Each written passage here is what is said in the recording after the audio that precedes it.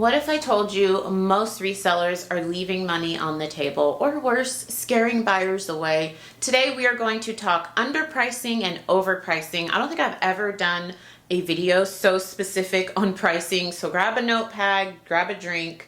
We're going to be dropping a lot of tips in this one. Do not take offense to anything I put in this video, because a lot of the examples I am going to use are from my own business. After doing this for a very long time, my voice is cracking because this is going to be a juicy one. Let's get into it. All right, let's start with overpricing. This is something that I even do now to this day. You guys, after doing this for more than 15 years, you may notice that your items are overpriced. If, number one, you have a bunch of watchers and likers on your items, but you have not a single offer. And I'm talking items that maybe you've had for a very long time, like 6 months, 9 months, a year, 2 years. I am using myself as an example, you guys. I do an inventory twice a year. I have been relisting this one coat for like 2.5, almost 3 years, and I have been relisting it at $250, and this thing has not sold. So this year, I told you guys 2025, I was like, I'm getting cutthroat. And a lot of times when I do inventory, you guys, I don't recheck new comps. I would say like 50% of the time I do, 50% of the time I don't. What I'm really looking for when I do inventory is I'm making sure the item is listed and the photos are up to my liking. Occasionally I will rephotograph items to make, use better lighting, maybe change the lighting, some things that I've had for like a year or two. But oftentimes I'm not checking comps, and I was like, you know what? I have been relisting this dang coat. It's a Tory Burch coat for almost 3 years. It is new with the tags, but it's a very tiny size. It's an extra, extra small. I got it from Crossroads Consignment Store. I paid $20 for it. It retailed for $500. Back when I bought it 3 years ago, I found one sold comp for a size small for $225. I couldn't find any sold comps for an extra, extra small. Finally, you guys, this was about 2 months ago, I relisted it and I checked sold comps, and I found a sold comp for an extra small, a small, and a medium, and all of them sold for about $100. So that told me, like, wow, I am way overpriced than what the market says these items are selling for. Nobody has sold any of these coats for over like $150 on the high end in years. So what I did is I listed it at $127, and will you believe, you guys, it sold literally within an hour of me dropping that price significantly. I still made a great profit. I didn't make as much as I thought it was worth, but we're going to talk about that a little bit later in the video. Your thoughts on what something is worth don't mean anything. This video might come off as a little harsh, but these are all lessons I have learned, you guys, after doing this for very long. Your emotions and your thoughts have nothing to do with what the value of your item is worth. It just doesn't. Your item is worth what someone will pay for it. A very experienced reseller, I always talk to you guys about her, my reselling mentor. She's not on social media. She doesn't even have Instagram. She has been reselling for almost 30 years, and she told me that like 12 years ago, and it just stuck with me. And that is when I was selling discontinued beauty products that were new, never opened, but I was selling them for like $200. Like I would sell a Clinique powder that was discontinued, had never been opened, and I would sell it on Amazon for like $200, you guys. And she said that is the power of reselling. Your item is worth what someone will pay for it. So even though I thought this jacket retailed for $500, I haven't seen any sold comps, but I think I should at least get half of retail. It doesn't matter. You know what? That thing sat for 3 years because that is not what people saw the value. They didn't see the $250 value. They saw the $127 value, and it sold within 24 hours. So those are just some signs that your items might be overpriced. You guys know I'm a nerd, so I have a list. Some other signs that I have learned over the years. You've relisted the same item 3, 4, 5, 6 times over the last couple of months or years, and it's not selling. And then also, this is a big key that you're overpriced, or like a big like red, shining light, like, hey, this might be overpriced. Multiple people send you lowball offers. They're not being rude. They just don't think the pricing makes sense, you guys. So those are like 3 key tips, and I'll try to sprinkle in my own experiences throughout these, but those are 3 signs that your items are definitely overpriced, and let's talk about how you can fix it. This thing about overpricing being a silent killer to your reselling business, you guys, is you're missing out on quick, consistent flips. I actually have a group member. I use my group members a lot as examples. I get their permission, you guys. They tell me I can use them, but I have a group member that asked me to take a look at her eBay store, and she is a newer reseller. She has about 100 items, beautiful items. A lot of it is new with tags, new without. She lives in an area where she sources like very high-end items for a really good price. But she actually, we both live in the same city. If you know where I live, you know. I don't want to say where people live, but I did get her permission to use her as an example. Her stuff was so overpriced, you guys, and I noticed it right away because she and I both have this similar item. It's a Cezanne dress. I just sold that Cezanne dress for $98. She had it listed for $350, you guys. They're both pre-owned. Literally the same dress. Mine was a medium. Hers was they do French sizing, but it was like the equivalent to a size large. And that was the first thing I saw in her store, and I was like, whoa, that's way overpriced. Let's go look at all these other items. And literally, almost like 90% of her stuff, you guys, was so overpriced what recent sold comps were saying. And her question to me was like, can you take a look at my store? Because I source really good, you know, high-end, mid-range stuff, but none of it's really selling. And I said, do you check comps? And we know the answer. The answer was no. So I said, you know, how are you deciding? Because you're new. Tell me, how do you decide how to price these things? And she's like, well, I look up what they retailed for, and I just do like half off that because I feel like I keep this word in mind. I feel like it's a really good deal for the buyer. Again, I'm not saying this to be harsh, you guys, but in reselling, nobody cares what you feel. No one cares. The buyer definitely doesn't care. The buyer is looking for a Cezanne dress. Cezanne is a bolo, by the way. Very expensive brand, really good quality materials, very like quiet luxury. They use a lot of silk, a lot of cashmere, a lot of wool. These pieces are meant to be like staple pieces that'll last you for years, but it's very expensive. This dress retailed for, like she said, $560 or something. Nobody cares what you feel, you guys. You cannot source and list items based on what you feel that you should sell them for.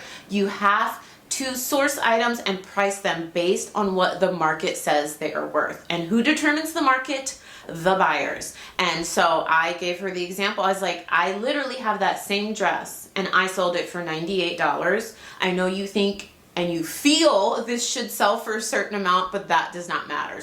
That does not matter. What matters is what the buyer will pay for it. Okay, so another thing to really think about is that search algorithms, you guys, deprioritize overpriced items. I don't even know if that's a word, but I've actually talked to people at eBay and they have told me, you guys know I'm a chat warrior. I literally chat to eBay. I chat to eBay and Poshmark. Poshmark not so much, but I chat to eBay and ThreadUp because those are my main platforms, probably like once a week, you guys. I'm on the chat talking to customer service, but I was actually escalated to a manager and we had like an hour-long phone conversation, and he was telling me, you know, a lot of like small business sellers like yourself get upset because they're not having sales, but then when we go and analyze what they're selling, they're priced like 20, 30, 50, 60% higher than their competitors on the same item. And our algorithm, which is basically their buyers. Whenever someone on a selling platform says algorithm, it is the buyers, you guys. Our algorithm will see your item listed for $100, and then they'll find another seller that has the exact same item listed at $50. So they're just going to click off your listing. So then that tells eBay's algorithm, well, everyone's leaving this person's page and going to, he used an example of a fishing rod. It's like this fishing rod, this person had it listed at 100, this other person and like 10 other sellers have it listed at 50 and below. Where do you think they're going to buy from? They're going to buy from these people that have it listed from like $30 to $50. And then eBay's algorithm sees, oh, Nikki's not selling her $100 fishing rod. Let's just not even show it to anyone. And then here you are stuck with a store with all this overpriced inventory that is not selling. So that really can kill your store, you guys. And buyers compare your item to cheaper alternatives and they just click away. I actually took that line verbatim from the manager I talked to at eBay. So it can be a silent killer, you guys. Let's move on to underpricing, because this can literally kill a reselling business altogether. I've seen it happen firsthand. I wrote down the top 3 signs of when I learned that I was underpricing items. I will say these examples I'm giving you about underpricing, these happened to me early on in my reselling career, but it is sad to say, you guys, this went on for months, years actually. It went on for about 2 years before I realized I'm underpricing this stuff. Like, why is it selling for so cheap and I'm not even able to cover my cost and the fees? So here are some signs. Your item sells within 5 minutes. I use that as an example because my first year of reselling, you guys, I won't go into this story time. My oldies but my goldies know. I've told this story a lot, but I actually got into reselling the worst way possible by buying in bulk, buying wholesale inventory in bulk.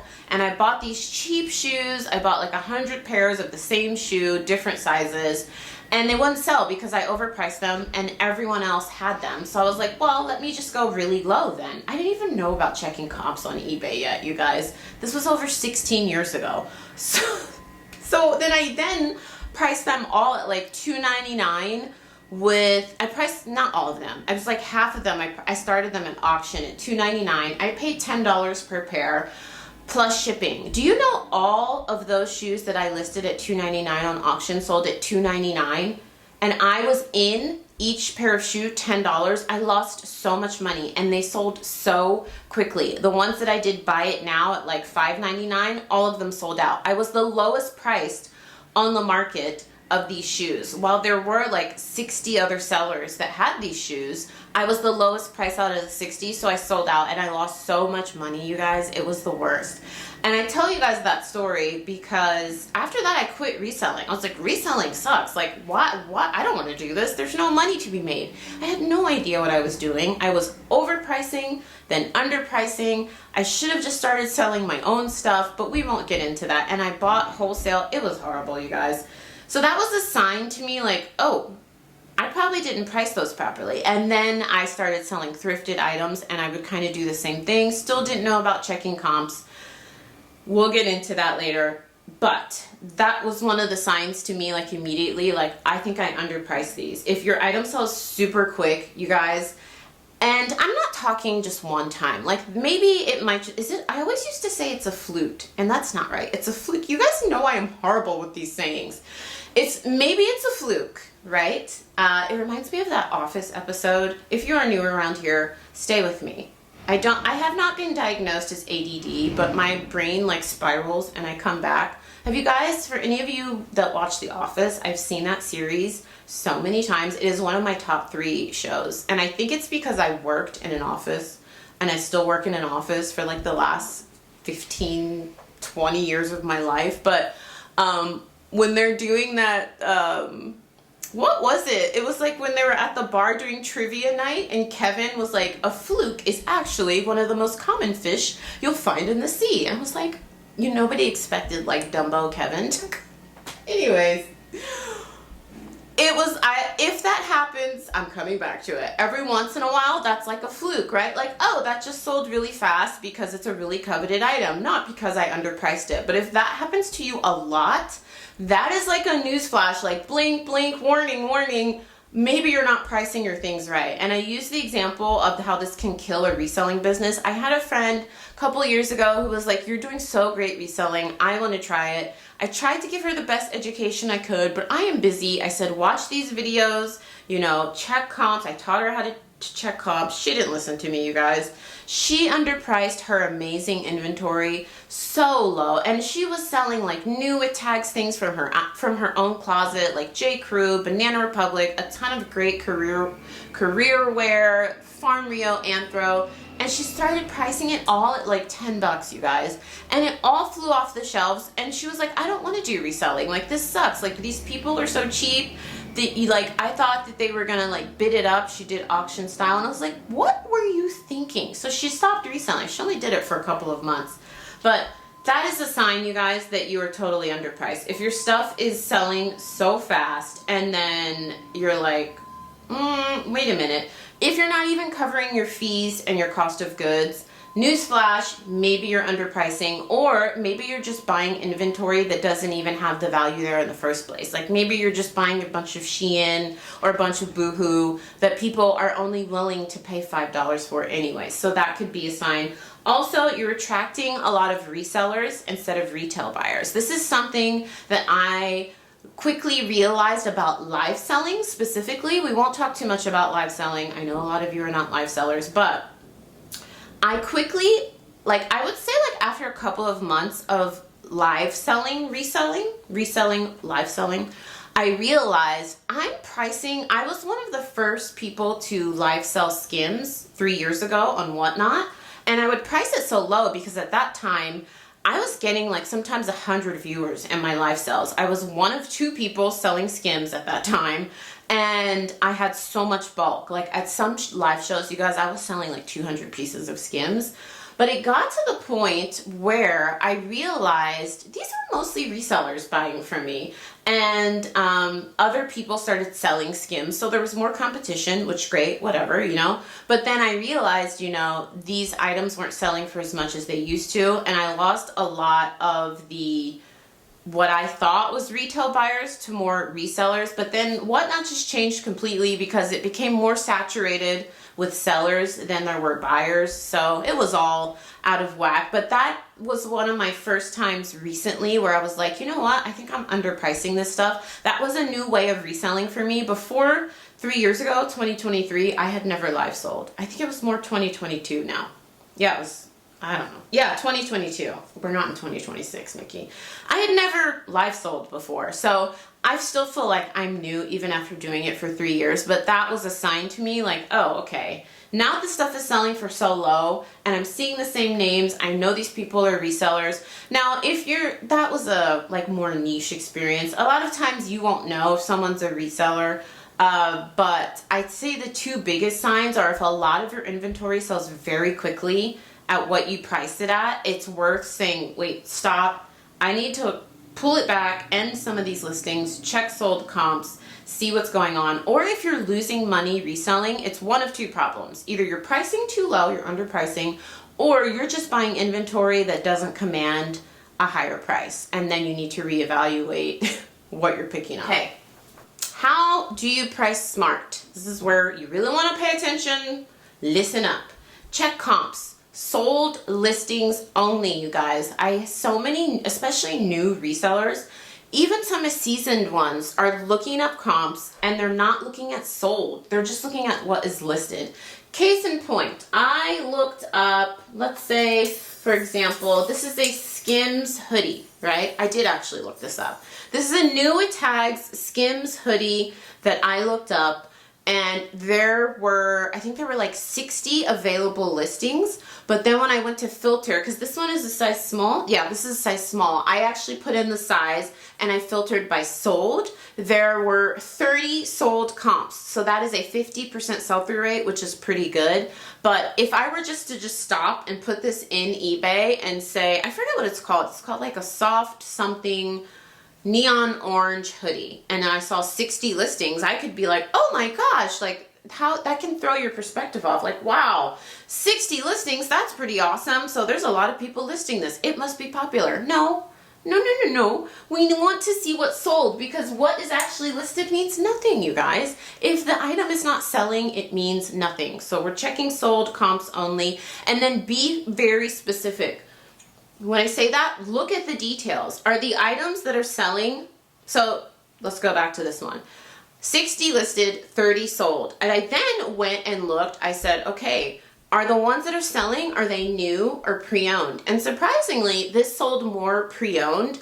And I don't know, but just after years of selling this one brand, I can tell you that a lot of times Skims will release a collection and then completely get rid of it. Like it never comes back. So this collection in this color was released a couple years ago and they never brought it back. So a lot of people just don't have it new with the tags. So that's why there are more pre-owned sales than new. But it is really important to look up, are the sold comps actually the exact same item do you have that you have? So is it same condition, same size, same seasonality? Those things really matter. And check obviously current availability. So if yours is the only one, you could price a little higher. Like I didn't find a ton of new with the tag size small in this color. Okay, I found 30 that were sold, but they weren't all this color. So I can actually price this one a little bit higher because there aren't a ton. I did find a size large in that color that sold, but I didn't find any size small. So that is something to also think about. And then of course, factor in your fees, you guys. eBay, Poshmark, whatnot, Mercari. Actually, I don't know about Mercari. I've never sold on Mercari. Do they not take fees? I heard it like goes back and forth. I don't know. You guys tell me in the comments down below. But most of these platforms take a cut. No, at least you guys, you need to know your break-even point. So you need to know if you make a $40 sale on eBay and you pay $10 for that item, what is the lowest that you can take to at least make your money back? But remember, you guys, one of my pet peeves is when I hear resellers say, well, at least I made my money back. I am not reselling to make my money back. I am reselling to always make a profit. That's my goal. On every single thing I sell, I want to make a profit. My goal is not to make my money back. Like if I make my money back, I don't want to say it's a failure, but for me, listen, I always tell you guys, do not do as I say. No, I need to stop with the sayings because I never get them right.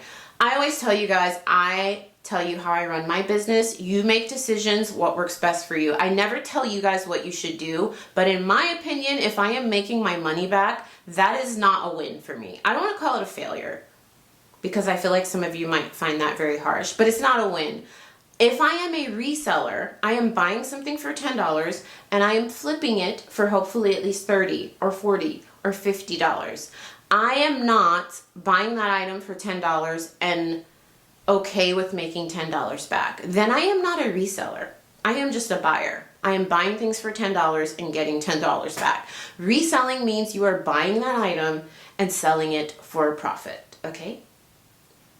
And as I always say, friends, it's okay to test and, take everything that I am saying in this video with a grain of salt. Test and adjust. Like, it is okay to price items a little bit higher than what the sold comps are saying, and then you can adjust. Maybe you, like one of my friends, she has a huge eBay store. I'm talking 10,000 items, and she goes through every week and price adjusts. So every 7 days, she will go through and see what needs to be lowered. And she goes from there, and she turns through about 100% of her store. I think she told me is about a year. Like she will sell through 10,000 items in a year, you guys. So that's pretty awesome. So, if you find comps and you're like, oh, well, no one has it listed or no one has this specific dress in this size, test a little higher and adjust. That is way better than just underpricing or overpricing, and underpricing and losing money, or overpricing and not making any sales. Let me tell you how I price. I just wanted to give you an example of what I do, and then, you decide what works best for you. So on eBay, I price in the middle of the sold comps, and I accept offers on all of my items. I will either price a little bit higher, like 10-20% oversold comps, or right in the middle, just because I keep my cost of goods very low, you guys. I buy a lot in bulk. You guys know, you guys have seen I source all the ways. If you are new here, check out some of my videos. I buy Goodwill outlet pallets, I buy liquidation pallets, I buy wholesale. So I buy online arbitrage, retail arbitrage, I buy all of the ways. So since I'm buying in such bulk a lot of times, I get my cost per goods pretty low. So that's why I can take offers, because my cost of goods is pretty low. So that's why I said you have to do the pricing strategy that works best for you. On Poshmark, I usually price like 10 to 20% above my target so I can take offers. Poshmark, their whole environment is very offer friendly. Like, I want to say like more than 70% of my sales on Poshmark are from either me sending an offer or the person sending me an offer. And on Whatnot and Poshmark Lives, I will usually start at a lower price, never my break-even price, but like a lower price than what I would list the item at, just to build the momentum to get the auction going. I do not recommend doing that if you are a newer live seller. I would say if you're newer to live selling and you don't have a ton of people in your show, price at what you want that item to sell at, because it is very easy to lose a lot of money live selling, you guys. Do not feel like you have to price things at $1 or $3 or $5. You do not want to lose money doing that, and like I said, it can be very easy to do so. So make sure you're pricing at what you want it to sell at until you build momentum. With live sales, I've learned over the years, you don't need a ton of people in your live sale. Like I've had live sales, you guys, where I've had 150 people and I've only had 2 people bidding on an item, like most of the show, maybe 10 people. I've also had live sales where I've had 30 people and I want to say like 25 of those people were bidding on almost everything I showed. You really only need a couple buyers to have a great live sale, you guys. But you want to make sure, especially when you're new and you're starting out, or like you're like myself and you're trying to rebuild your live selling career, that you don't lose money. I don't get a ton of people on my live shows right now because I take such long hiatuses. People have forgotten who I am.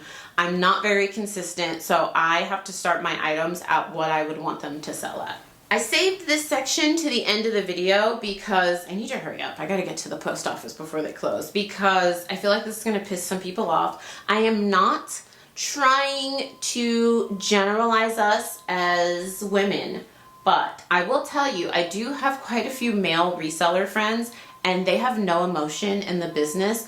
And I have way more female reseller friends and they are very emotional about their business. And one of the biggest pieces of advice I can give to you guys, and this is speaking from experience because I used to be like this very early on in my reselling career, is that if you are going to do this and be happy, you have to take emotion out of it.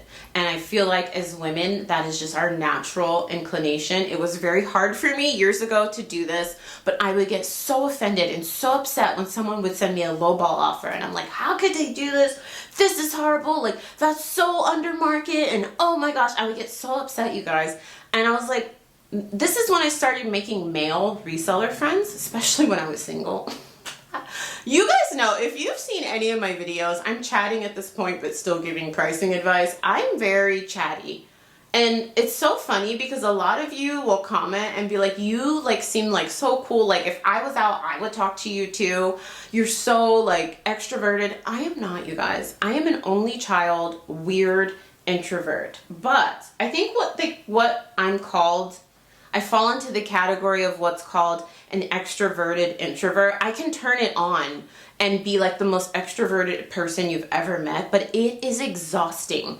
It is so draining in my full-time job because a lot of times I have to talk to these doctors and nurses. I've never met these people a day in my life, and I need them to tell me some very like serious stuff that they don't want to tell me. So I am forced in my career, I am forced in my other career of real estate to make a lot of small talk and get along with people that I've never met before. So I think it's just like out of habit and like being forced to in order to survive and have my careers that I've had to just be able to turn it on. But it is so draining, you guys. Like after a day of having an open house for real estate, I am exhausted. Like I need to recharge, quiet by myself. So all that to say, when I was younger and I was a reseller and these guys would talk to me and I'm like all glammed up at the thrift store, I wasn't even filming or anything. That was just me coming off of work. I would make a lot of male reseller friends. And I'll never forget this. I was at a Salvation Army in Hollywood, and one of the guys that I was friends with, he's like, oh man, I just got a $5 offer on a $100 pair of Jordans. What a joke. And he just declined it. And that was like an awakening moment for me because the day before that, I was with my reseller female friends, and I'm not kidding you guys, they went on for 2 hours about how they hate reselling because people send you lowball offers, they send you nasty customer service messages, and people are so rude, and they were like so internalizing it, and I was getting in on it too. And that moment when he was just like, decline, anyways, what are you up to tonight? I was like, oh my goodness, these guys don't care. Like, there is no emotion in this. And he had been a reseller at that point for 10 years. And I was like, this is how these guys do it. They literally don't care. They get $5 offers on $100 items and they're just like, decline, F you, dude. Anyways, Nikki, you want to get some sushi? And I'm like, oh my goodness. This is awesome. This is the way to do this business. We don't know these people, you guys. A lot of these people, we'll never see them. We'll never know them past their name and their address. Who cares if they send you a lowball offer? It is not worth your sanity. It is not worth your peace. Take the emotion out of it.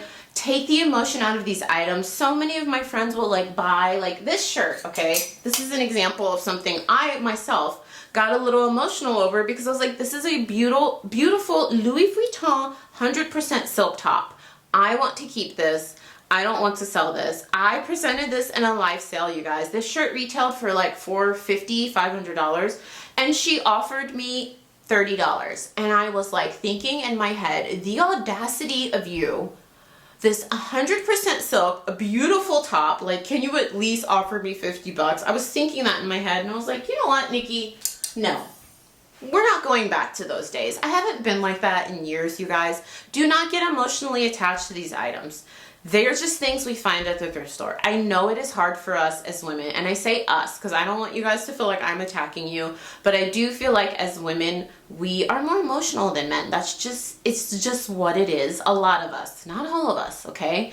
Myself included, and I think that we would be so much happier in this business if we just took emotion out of it. I can tell you from experience, I am so much happier years ago when I had that light bulb moment with that bro in the Salvation Army, and he's just like, oh, $5, whatever, you're such a joke, and he moved on, and his day carried on, and he was just happy as a clam, you guys. So if you take nothing else from this video, hopefully you take more than that, but take emotion out of it. And remember, pricing by retail value can kill your business. That first story I shared with you about Tory Burch, I had that price, and this is me, like, more current day. I've been doing this for almost 16 years, and I was pricing by retail value, and I should have known better. Just because there are no sold comps does not mean I should price 50% off retail. And I should have known better, and I didn't. And I learned, and so that's why I always share these stories with you guys.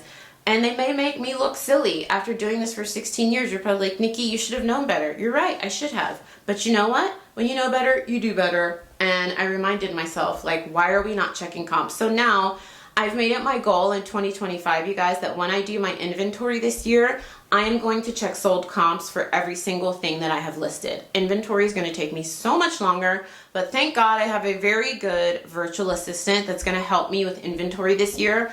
All the years she's worked for me, I've never involved her in inventory, but I'm going to have her check sold comps because it's really valuable, and especially those items that I've had listed for over a year, I think I might have them overpriced. So I have that goal. I will report back and let you know how that goes.